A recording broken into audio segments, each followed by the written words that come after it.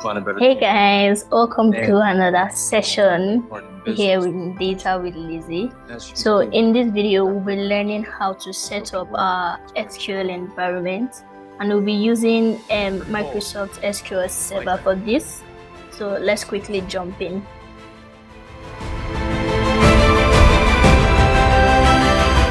Okay, so the first thing you want to do is to open your search engine, and here in the search bar type Microsoft SQL Server. Okay, so it's going to bring it up. Then we want to navigate to Microsoft SQL page, then find your way to downloads page, right, and scroll down. So we want to choose from these two options in front of us. We have the developer and the express versions.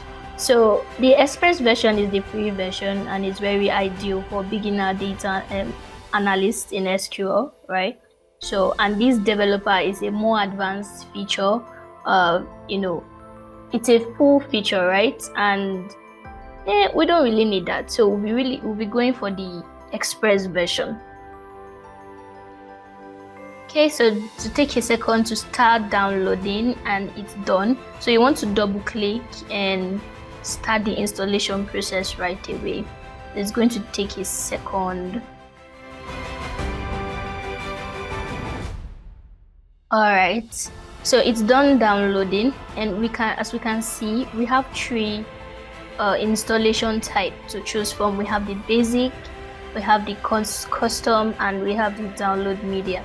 So we want to go for the basic version because, like I said, we are beginners in SQL, right? So we don't really need custom or the download media version. So we'll just be sticking with the basics here. Okay, so we'll be going with the basic, and take your time to read the terms and conditions if you want, and scroll down. When you are satisfied, click accept. Then you can change this location. This is where the installation would be, right? And this is the download size, 278 MB. You can change this location if you please, but I do not want to, so I just go ahead and click install. So it's going to take a second, to install all the packages. So finally, it's done installing the packages, and as we can see, we have the instance name, the SQL administrators, the version, as well as the features installed. So quickly, the next thing we want to do is to click connect now. Okay, and if you can see one row is affected, then it was successfully installed. So we want to close this and come to install SSMS. So it's going to take you back to Microsoft official page, where you will download the SQL Server Management Studio. So you want to scroll down here, so click download. Okay, then it's going to start downloading right away. So this is going to take a while, so I'll pause this video and come back when it's done downloading. Hey, all right, done. So we'll double click, take a second to open up. Hey, so finally we click install, and it's going to load more packages, so sit tight. Okay, we're just waiting for it to be done. Take a couple more seconds. There we go. All specified components have been installed successfully. Great, finally. So you want to close this, and yeah, might as well close this. So you come and search here. So you search SQL. As soon as you type SQL, it should pop up, right? Then you just open. So we successfully installed Microsoft SQL Server Management Studio on our laptop, and this works for Windows 10, Windows 11. Okay, great. So this is our interface. Give it a second, right? So these are server name. You don't want to change this because that was what this is your desktop, the location of the server name, right, when it was installing, so you don't want to change that. But you want to scroll down here to encryption is mandatory.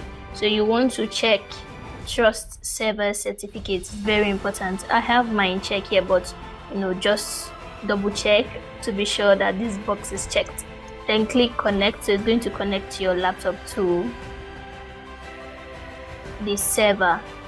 Great. So this is how it looks, right? So we have databases. When I open this now, you see I expand this here. I'll see the databases I have. Okay, so these are two databases here, practice and sales. So if we want to create a new database, it's very simple. So you want to navigate to new query. Okay. So the syntax for that is quite straightforward. Create database, then the database name. So create, okay, create database. Then we want to name it, let's say data with Lizzie. Data with Lizzie. Okay, so this should work. So execute. So commands completed successfully. So we refresh here now to see the new database we just created. Remember, the database name is data with Lizzie. So let's quickly refresh. So as we can see, this is a new data. This is the new database we just created, data with Lizzie, on the left panel here. Alright, so we've come to the end of this video. Do well to give this video a thumbs up and share this video if you found it helpful.